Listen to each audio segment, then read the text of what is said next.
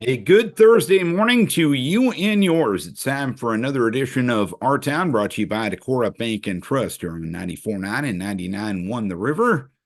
I am your host, Darren Swenson. A couple of guests on the program this morning. Only two guests, but we go very in-depth on a lot of subjects with these two guests. We'll be joined by Allamakee Community School District Superintendent Jay Mathis a little later on in the show, but we'll kick off the program with WinnMed Chief Administrative Officer Steve Slessor. Steve will be our first guest this morning on Our Town. It's brought to you by Decorah Bank and Trust, and you're listening to it on 94.9 and 99.1 The River. Having a conversation with Steve Slessor with WinnMed in Decorah. Always a variety of things going on with WinnMed in Decorah and the surrounding areas. And a new service going to be provided by WinnMed here in the not-too-distant future, Steve. I believe that's happening next week, if I'm not mistaken. Is that correct? So February 1st, Darren, will open up the new WinnMed Pharmacy, which will be our first foray into retail pharmacy as an organization. So this was a project that we've been working on for maybe the last 9 to 10 months or so. Began having conversations with the owners of Donlands. We've always respected the work that Donlands Pharmacy has done, both in the retail pharmacy, the dispensing of medication, but also they do a lot of neat clinical services for patients, medication adherence packaging, some care coordination efforts, and really they have a great grasp of the retail pharmacy world. And so began conversations with them and ultimately reached an agreement to acquire that pharmacy and bring that service to our campus. So we're super excited. The transition plan is that Donlands' last day of service will be January 29th.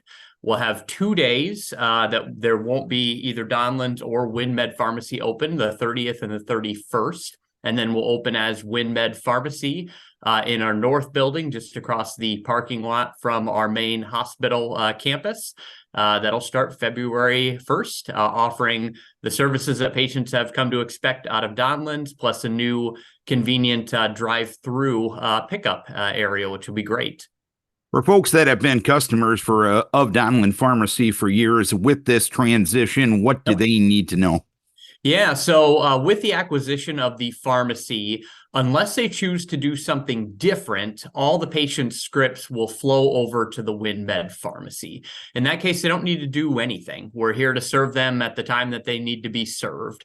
Patients choosing to go elsewhere can certainly make that transfer, but if they don't do anything, they'll opt in essentially to their records coming over to the new WinnMed Pharmacy.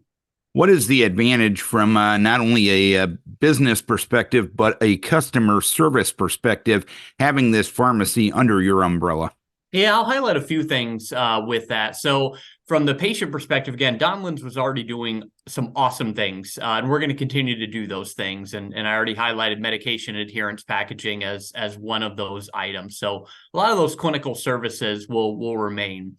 Delivery services, Donlands was doing that. We will also be providing that service and hopefully expanding the radius of where we deliver as we get our feet underneath of us and as we hopefully continue to grow as a pharmacy. That's an area that we're looking to expand.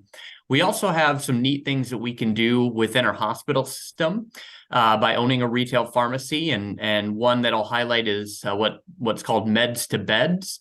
And so with that, if you're an inpatient or maybe you've had surgery and you don't want to make an extra stop after, we can have a process in place where we can actually deliver over to your hospital bed that first script. So you have it and don't have to make any extra stops and can just head on home or to wherever your next destination is after that. So that'll be an exciting service to offer. And then one of the long-term visions of us having our own retail pharmacy is to be able to add an additional pharmacist that would work in combination, some of the work over in the retail pharmacy, but some of the work actually working with our primary care practice here to really add to that care team. And so there's a lot of neat things that pharmacists can do in the primary care world, both for chronic disease management, patient education, things of that nature. And so ultimately, our plan is to add another pharmacist and really try to enhance some of the things we can do in our primary care model. So that's kind of on the patient care element. On the business element, and I won't bore all of your listeners with the details, but there's a variety of reasons why the financials make more sense for retail pharmacy being owned by a hospital than being owned by an independent organization. There's a governmental program called the 340B program, and with that, we can have a lot of cost benefits that Donlands maybe wasn't able to have in the same way that we are. And so through that, it opens up some additional dollars that we can use here in our locally owned hospital, continue to enhance and expand other things that we can do. And so there's some business advantages, there's some patient advantages, and that's what really made this new endeavor a win-win for us. Is this something that a lot of locally owned hospitals are doing, not only in our area, but perhaps around the country? We are seeing that movement in certain locales. So the place that I was prior, we also ended up opening up our own retail pharmacy and had quite a bit of success doing that. So there definitely are a few drivers for a few different reasons why healthcare organizations may want to take this step, and absolutely feel like we are going where we need to go, again, both from a patient care perspective and from a business perspective, and offering this new service under the hospital umbrella. And is this something that if you go in for an appointment to your primary care physician or take care of any other care, can you show your insurance card and you wouldn't have to show it at the pharmacy? So you probably would still have to show the insurance card Okay. at the pharmacy as well. I'd have to think about the exact workflow of that, but I'd have to imagine that you'd have to present it at both places. And with the insurance, we're 10 days-ish away from the opening, and we have some of the insurance approvals obviously already through. We're still waiting on a few of the others. This is a long process. You submit these things 2 or 3 months in advance, and then you just sit back and wait for those insurance companies to approve you. So we're expecting those approvals to come through in the next week and a half, but do anticipate we'll have a few things to sort out in our first couple of weeks. And so, we'll work with patients, anything that we're having some issues on where we're not showing up, but it'll be maybe some pain for the first couple of weeks in that regard until we get everything through and they have us posted on their system as we need to be. And I'd imagine with any transition, maybe ask for a little patience and a little grace, because on both ends of things, correct? Yep, that's absolutely right. But we think patients, when they enter that new space, are going to be super impressed with what our maintenance team has been able to do in constructing that new pharmacy space. But beyond anything of the actual inside of the pharmacy looking great, I think the best thing about it all is that when they walk into that space, they're going to see that Donlan pharmacy team that they've been accustomed to seeing. So I think one of the, if not the most exciting thing about all of this transition is that team all elected to sign up and join us at WinnMed. So those same pharmacists, same pharmacy techs that individuals would have been accustomed to seeing are going to be still serving them in that new pharmacy space, and that's super thrilling. Definitely exciting news coming in the short term to WinnMed. The last time we had a conversation with you, and we talked to Dr. Marquardt when you had your community picnic back in August. We talked about the idea and the drawings and the putting together of the building renovation project, and that is getting closer to reality based on what your board of trustees voted on last month. Give us the latest on where that project is at. Yeah, it's actually officially happening, right? Yeah. So we've talked about it a lot, and really the initial planning process for our next large building project began in 2017, and for a variety of reasons, one of them being clearly the pandemic. There's been some starts and stops in that process, but this thing is happening. So our board of trustees voted to move ahead with the Transforming Tomorrow project. And all of the project, except for the renovation back into the current clinic space, was voted to move ahead in this initial phase. So the Transforming Tomorrow project as a whole, just as a refresher, was a complete gut and remodel of our OB area, an expansion of our surgical services, and a renovation of some other areas in surgery.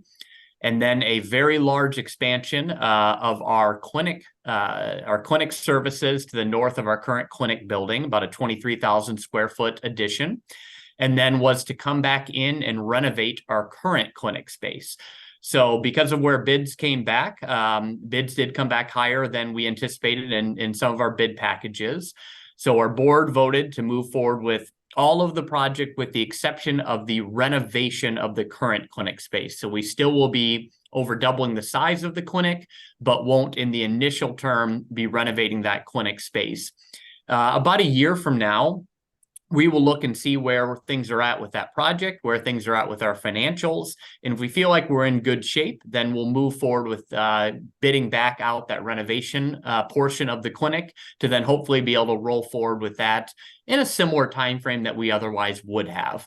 So with that actual board vote happening, right now what is occurring is that our south wing of our med-surg unit is currently under a little bit of minor renovation, because while our OB unit is being renovated, the actual OB service will move to that south end of med-surg. So there'll be a period of 9 months-ish that will be doing the OB renovation, that our current OB deliveries will happen on our med-surg unit. So we're getting that all prepped. And the anticipation is that in late February or early March, that the actual renovation of our OB area will begin. And it almost seems like it's planned out that the renovation of our OB area is going to take 9 months. So we're hoping that we can come in under that due date, not have to, have an inducement or something like that if we go over our term date there. So, but super excited about that. And then when the thaw happens in the spring, we'll start the actual new footings of our expansion areas. And then the community will see some activity really happening on the exterior as we look to expand some of our footprint. And you mentioned some of the bids came in a little higher than expected, but that was anticipated, I'd imagine, with some of the cost, the way costs were going in the past year and a half, 2 years, correct? So I would say to a certain extent, yes. So we had been budgeting when this project was first priced out. I think it was in the low 40s, 42 million, whatever it was. And as those months went on and construction costs continued to increase, our budget and our estimated budget amounts continued to go up as well. However, I would say that at least on one of the bid packages, it still came back over where our increased estimates had been. So was it shocking that our bids were over budget? No, I mean, it wasn't shocking, again, given what all the trends are, but certainly we were hopeful that it would come a little bit closer than what it did. But, we have the information that we have, and then we just make the best decision that we can make based upon that and feel like we're in a good space to accomplish still all of our goals that we wanted to accomplish for the project, but not overextend ourselves as well until we know more about how the project is progressing and where our financial situation is at. Then we can always go back and readdress that clinic remodel at that point in time. And you touched on the timeline for the OB renovation and the what's going on in the internal part of the building. As for the external renovations, which will begin once the thaw happens this spring, what type of timeline are those on? Yeah, so the overall project timeline, so from all the renovations and the completion of all of the additions, it's going to be about a 23-month-ish time frame. And so just under 2 years from beginning to end, where everything that we would have planned for will be done. And then we'll see where we're at with that clinic renovation potential. If that ends up happening at some sort of similar time frame, then that would extend it out past the 22 months in order to get that piece accomplished. Any reminder, how is this getting financed? Yeah, so a few different ways. So we have some of our own cash reserves that are going into that, about $7 million. We're taking out local bank loans, about $8 million worth of loans from our local institutions. And then the biggest part of it is that low interest, long-term USDA loan that really makes a lot of things feasible in these small communities. The USDA obviously has a significant interest in rural communities continuing to live and thrive. And so that's what this program is designed for. And certainly we're taking advantage of that. But we absolutely have some of our own skin in the game and partnering with our local banks, which we continue to be viewed as very important. And I know this project, the idea for it started before you came to WinnMed, but for the people that were involved when you finally approved those bids in December, how exciting was it for everybody? Yeah, it was actually super exciting. I don't think we've had a board meeting where there's been a round of applause within the meeting itself, but we did experience that. I think the board was happy and excited to be in that position, and certainly we as a leadership team were happy and excited to get that vote. And so, yeah, I think it was an emotional moment, a moment of excitement for everybody in that room, knowing what we were looking to accomplish, the growth we were looking to bring to this community. And again, a vote after 6 years of active planning on this process to actually come to fruition was, I think, pretty exciting. And from what I understand, there's a couple of new specialists and new services being provided at WinnMed over the last few months. Tell us about those. Yeah, for sure. So obviously a big part of the facility project was the fact that we are growing, and part of that growth is adding to services that already exist, and part of that growth is bringing new services that we haven't had in this community here at WinnMed. So one is a new allergist, Dr. Michael Donetto. And Dr. Donetto started with us maybe 3 months ago. I'm trying to remember that exact time. Bringing that new service of allergy and immunology here to the campus is super awesome. And then Dr. Ballard, an OBGYN physician, started with us a couple of months ago. So obviously we have family practice that deliver OB. But we haven't had a gynecologist in quite a few years. And so Dr. Ballard is doing both deliveries and also doing gynecologic surgery. And so it's super exciting to have that back here at WinnMed and here in Decorah. And then we are actively recruiting for an additional OBGYN. So our goal is to ultimately have 2 OBGYNs here in the community. So that we are currently interviewing for a couple of individuals to hopefully fill that role. So hopefully we'll have more news to share on that process soon. And then we also have a new dermatologist, and this is an individual that signed with us a little bit ago. And he will start with us in the summer of 2025. So I'll be super excited to welcome a dermatologist here to WinnMed and to the Decorah area as well. And from the outside looking in, seemingly it's one of those deals. The more services that you can provide at WinnMed, the less people have to travel to outside areas to get those services. The healthier the local hospital is, and the healthier the local economy is. Is that a fair way to put it? That is all true, right? So in gynecology, when we looked at our referrals out, gynecologic surgical or just gynecology referrals in general were our number one referral out of the center. So that tells us that is something that we absolutely can do and can support here locally. And for sure, when you add that service, patients travel less, they're more inclined to get services. Hospital generates financials and generates revenue for that service, and that helps us out more broadly. So both of those things are absolutely true. And then when you hire a new physician, they move to the area, and you have to have nurses that support that individual. So for sure, it helps grow the local economy in multiple ways. That covers what was in my notebook, Steve. Anything else, as long as you got the forum? Yeah, I'll just do a couple quick other notes on that north building where our new pharmacy is going to be. So I mentioned the drive-through. That'll be a new service to the community and something we're really excited about. And we'll have maps that we end up posting for that. But with that drive-through, you'll actually end up turning in on the east side of that building, and you'll wrap around the building to where that drive-through window is. So we'll have signage up there, and individuals will see how to navigate that. But that'll be a learning process as we get that going. And then the other part of the north building that we've been working on is the Mayo Clinic store is going to open as well. They'll do a soft opening in February, so that will be in the southeast corner of that north building. And essentially, we constructed out the space, and we're leasing that to Mayo Clinic for them to open up the Mayo Clinic durable medical equipment store. They're still actively working through insurance plans as well. And so their soft opening will be here in February, but they're anticipating being credentialed with all the insurance plans by roughly April. So be able to meet some patients' needs here for a couple months, and then have all the insurances wrapped up by April to hopefully serve a large portion of the community for that very needed service as well. All right, a lot of fun, exciting things going on at WinnMed and Decorah. Appreciate the update, Stephen. Appreciate the time. Yeah, thanks for making the time on your end. Steve Slessor from WinnMed in Decorah.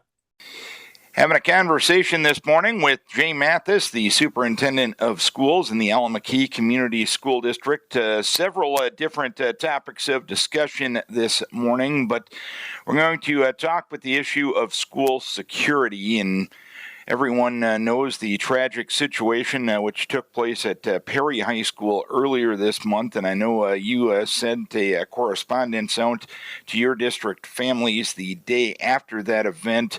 What are the things that your district does to make sure that if the worst situation happens, that you guys are as prepared as possible? Yeah, great question. Our state government and the governor's office really made a good commitment last year and provided districts with $50,000 per building. We have 4 buildings, so we had about $200,000 to work with, which we have taken advantage of and have spent that and have our work done. In addition to that, and I'll go into the details in just a second, but in addition, there were also radios given to each building that we have installed now, and that will link directly into the dispatch office and can be from there pushed out to all the local law enforcement vehicles. So, but we continue to work on not just restricted door access, and now we've added visitor login that scans their ID and flags anyone that might be dangerous. We've got extra security cameras. We've got now monitors on all of our exterior doors that if they're left ajar for a certain amount of time, it'll send a text alert to the custodians and the building principals. And so we've done those, but then also just the State Patrol came in and provided craze training, civilian response to civilian response to active shooter exercise. It's craze with an S instead of a Z.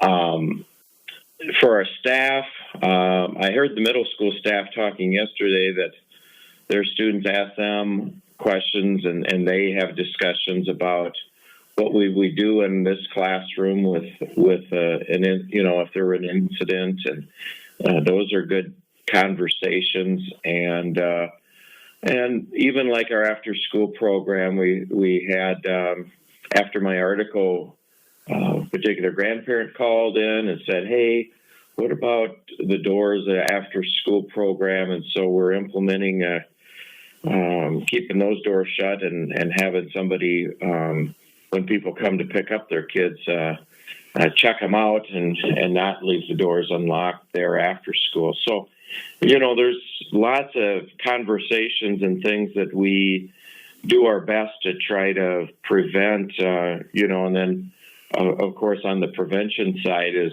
constant daily work with, kids that feel bullied or harassed or just isolated or left out.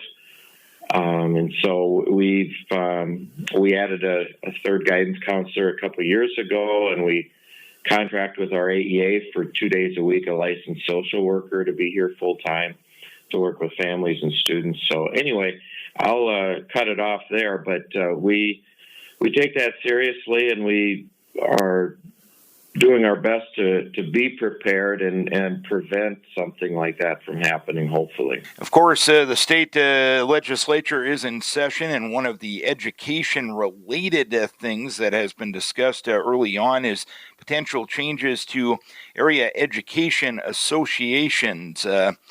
First of all, before we get into the nuts and bolts of the potential ideas that are coming out of Des Moines regarding AEAs, how important is the Allamakee Community School District's relationship with the Keystone AEA?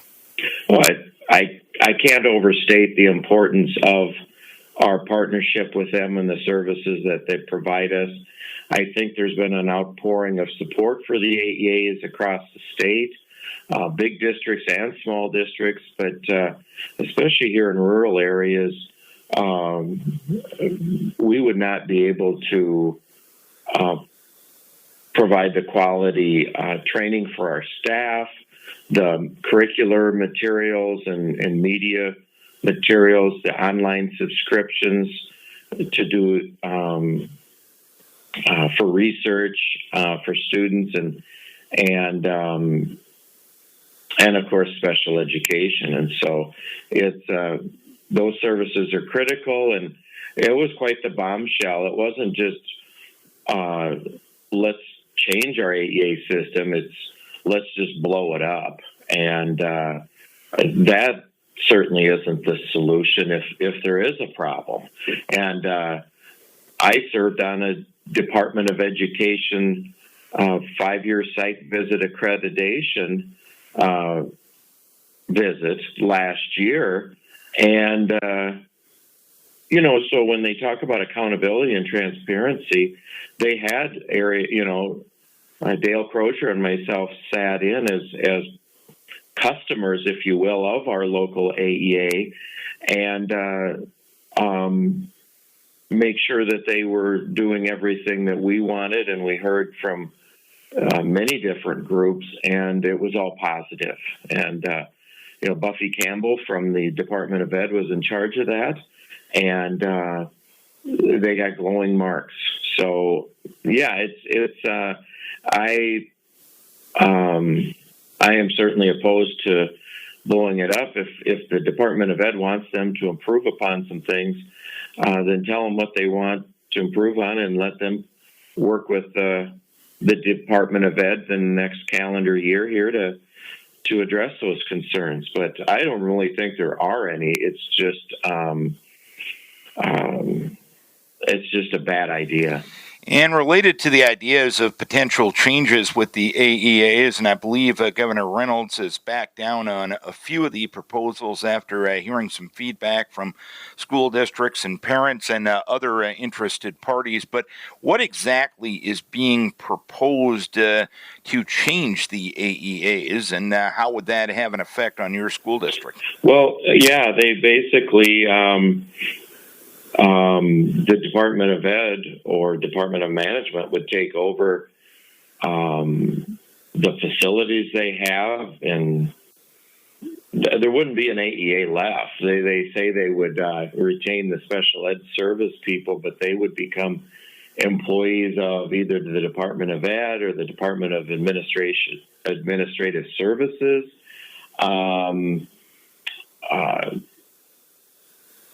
A lot of cuts. There would be no media services or ed services. That's the part she said she's walking back, but they have not released their amendment yet to the original bill. So I'm less than satisfied that what they say they're going to do is really true.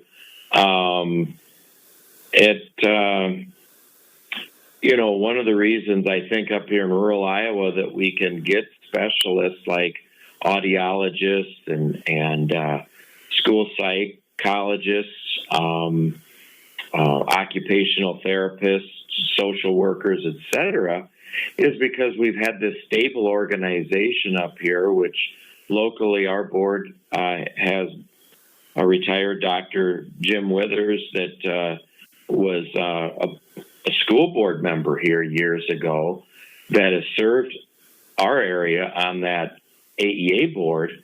They want to eliminate those and just have the director of the Department of Ed, who's been on the job for 3 months, to take oversight of that. And so I really see as them just totally closing their shop, closing their workspaces, and having the workers that we rely on be independent contractors. And I think that would force most of them to move to the metro areas. I'll just say this, Darren, at the beginning of the school year, the Cedar Rapids School District had 40 teacher openings. So we didn't have any. Are they trying to force these people into moving to the metro areas to help fix their problems? I don't understand it at all. And so I better stop editorializing. Well, I have you on to get your takes on these end of things, so feel free to editorialize away on some of these matters. Moving on to another topic. Obviously, we had a pretty easy December weather-wise, but we knew we were going to get bit in the backside. And here in the early part of January, had a couple of off days, at least for in-person learning. Now, your district has decided to go with virtual learning days this year. Explain the process to us folks on the outside about the potential for virtual learning days. Are staff and students aware that if weather is potentially an issue, that you better get the computer out the next day if you can't make it into the buildings? Yeah, usually if we have noticed that there's a storm coming, we'll remind those students, but all of our middle school and high school students have devices that they can take home and usually do take home on a regular basis. And so at the middle school and high school level, what their day looks like on one of those virtual days is back when we had COVID, you probably heard the terms synchronous and asynchronous learning. Synchronous just means you're doing it at the same time with others and your teacher. And so we have an abbreviated schedule that day where the teachers and students will meet together at their designated time. Like I said, it's abbreviated, so about 20 minutes, I believe it is, or 25, where they'll meet via Zoom, and the teacher will give part of the lesson for the day, answer questions that the students have. The asynchronous part of it is where on their learning management software, which at the high school, middle school level is just a company called Canvas, they can post further videos of instruction or lessons and assignments for the kids to do on their own time. And so it's a combination or a hybrid, if you will, for those students on what they do on those days. And the elementary kids, since they don't have devices they take home, we send early in the year packets for like snow day 1, snow day 2, or virtual day 1, virtual day 2. And they open those and work on those at home. The teachers do try to reach out and touch base with those kids. We also have to accommodate our special needs students. And so through their IEPs, they have listed what they can expect for services on those virtual days. So we've been doing that. In the past couple of years, we've done it, but we couldn't count the hours towards our minimum hours. But, obviously, we believe strongly that the best learning happens in person here. We think the second best thing is the virtual learning day compared to days in June. Days in June usually aren't as productive, and just with family planning and stuff, we found, in some districts will waive the student days, but have the staff do extra learning, either virtually or in person at the end of the year. And those days aren't as productive for staff or for students. So we've had good feedback on this. We think it's a good use and provides some continuity. If you have a week where, like last week, where there's a couple snow days, you know, when you come to school on Monday, there's no school Tuesday, maybe you're back Wednesday, Thursday, and then off on Friday. It's hard to stay in the swing of things. So this, we believe, really helps with that. So that's why we are doing what we do here. And you mentioned you've gotten good feedback on this. What is the process of taking feedback and seeing how things are going with these virtual learning days, and perhaps trying to tweak things or improve things in the future? How does the district go about that? Well, our families are good at communicating with us when there's things that aren't working well for them. And, you know, we certainly feel their pain on days where we call late starts or early outs.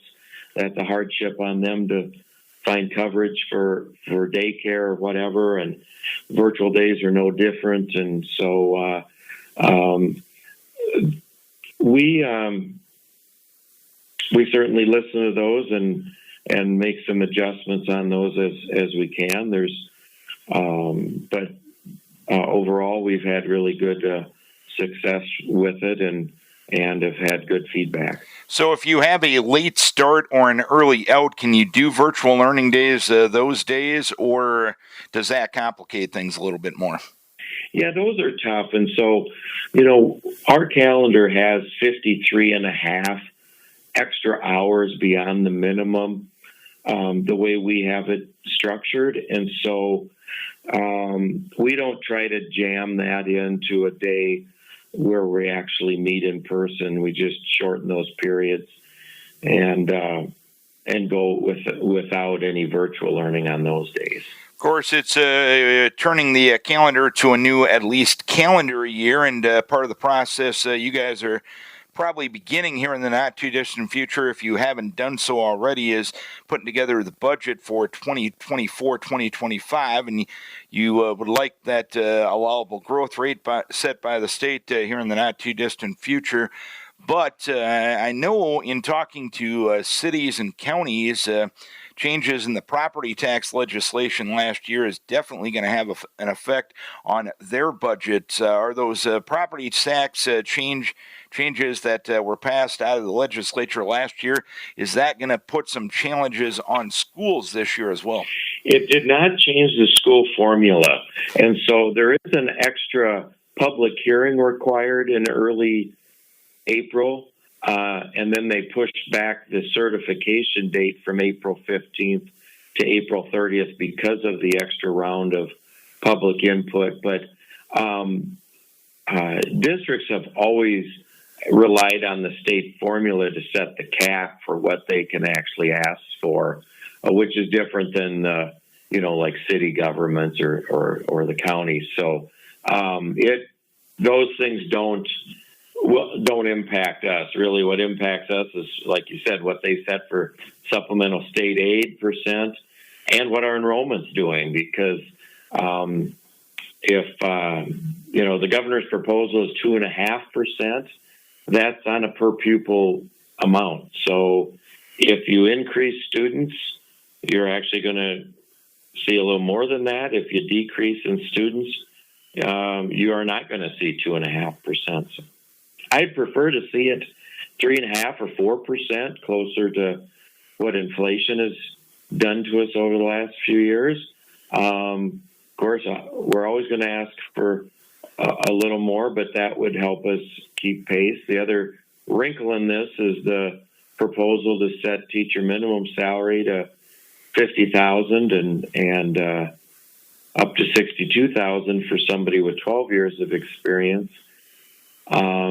And funnel money into that. That's part of the AEA bill for some reason, and we'll just see where that goes too.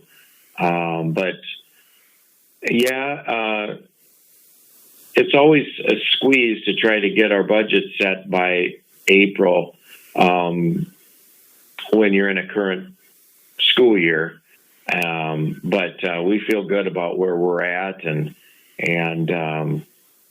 we're anxious to find out what the legislative session brings that will impact that. And of course, you've heard the governor's proposal regarding state supplemental aid. Obviously, that hasn't been passed by the legislature yet, so you can't say know where you're at until that happens. But when it comes to enrollment, how is your district looking here for next year and in the short term to come? Good. We're up students this year, and so that's very helpful.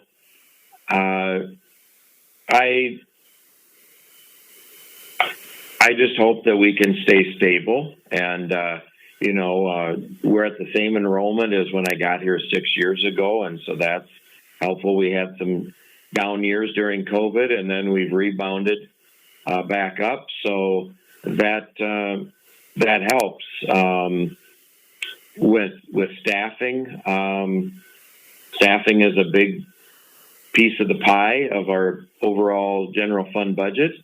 And so when you lose students, you have to trim staff, and it's been nice that we have not had to do that in recent history now. And when it really, in reality, when it comes to a rural school district in the state of Iowa, if you're staying stable, you're kind of ahead of the game compared to a lot of rural districts. Would that be fair to say? Yeah, you're absolutely right. Way ahead of the game. So we feel very fortunate, and I think that's a testament to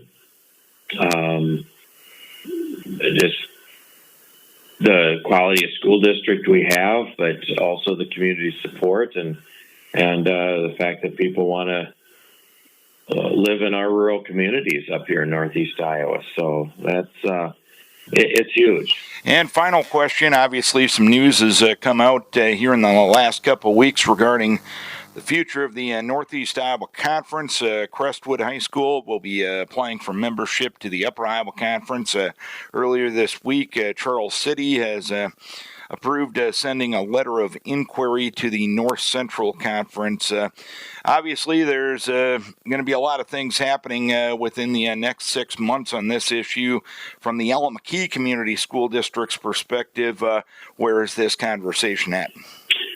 Yeah. Well, I know, speaking for myself and I believe my school board, we were hoping that when Owine left a number of years ago, that we could replace them and keep the conference viable. And we're at a point here where that's not looking so hot. And but nothing's final yet. I would speculate that this. If Cresco is accepted into the Upper Iowa Conference, then I think one of our few options would be to follow suit. I don't mean to sound like that would be a consolation prize. That's a very good conference. Waukon was in that conference from roughly 1940 to 1968 or 69. Before joining the Northeast Iowa Conference, and so we're pretty limited up here, as just like Decorah, we're up here in the corner, and the two options have been the Upper Iowa Conference and the Northeast Iowa Conference, and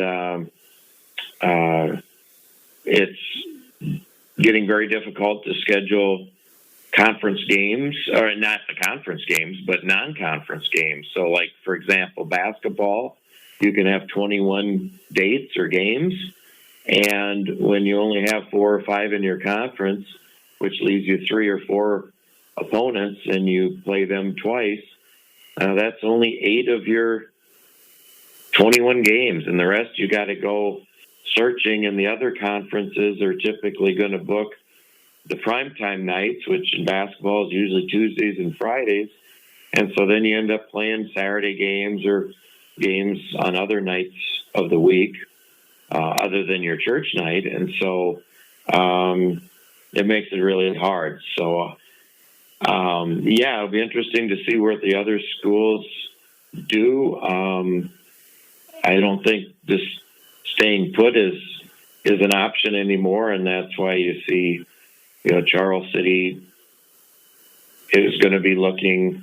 Decorah and Waukon and New Hampton are all going to have to be looking at options too. And so we were asked, as you remember, a couple years ago, to join the Upper Iowa Conference. At that point, we said thanks, but no thanks. We want to try to do everything we can to keep the Northeast Iowa Conference going, but we have not been able to do that. So attract other schools to come in, even after asking Waverly or voting Waverly out. We thought there were some schools that perhaps would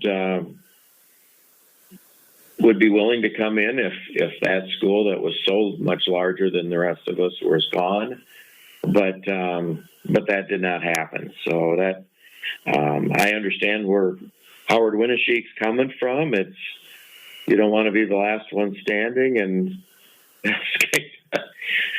how a couple of us feel right now is we hope we can find a conference. As long as you got the forum this morning, Jay, anything else you need to pass on to your district constituents? Well, I just appreciate everyone's support, and even though this time of year with legislative session and some unknowns, we seem to talk a lot about some of the negatives. We've got an awful lot of positive things going on, and our students are working hard and make us proud every day. And whether it's playing sports or having a music concert or just they're working in the classrooms. So I got a chance to watch the regional FBLA event the other day over in Kelmer, and that we've got a very strong FBLA program here, and it was fun to see those students outside the classroom doing kind of going above and beyond and doing something outside the four walls of the school building here. Jay, appreciate the time and the updates on everything going on in your school district. Thanks for the time. Thanks a lot, Darren. I appreciate it. Jay Mathis, Superintendent of Schools in the Allamakee Community School District. Only had two guests on the program, but a lot of great information and insight from both of these guests this morning. Steve Slessor, the Chief Administrative Officer of WinnMed in Decorah, and Jay Mathis from the Allamakee Community School District. Don't forget, you can watch these shows on YouTube. We realize you're busy, a lot of things going on in your life. You may not have time to turn on the radio, turn on the smart speakers at 9 a.m. on a Thursday morning, but we want you to have the ability to watch this show on your schedule because we get to talk to interesting and important people like we did this morning. Head to YouTube, 1-25 Our Town program is a great way to search it on YouTube, and we also put these links up on our Facebook pages of all of our LA Communications radio stations to keep you in touch with what's going on in your community. Thank you to our guest. Thank you to our sponsor, Decorah Bank and Trust. And we thank you, that's right, you, for tuning in, for logging on, or for watching Our Town on 94.9 and 99.1 The River.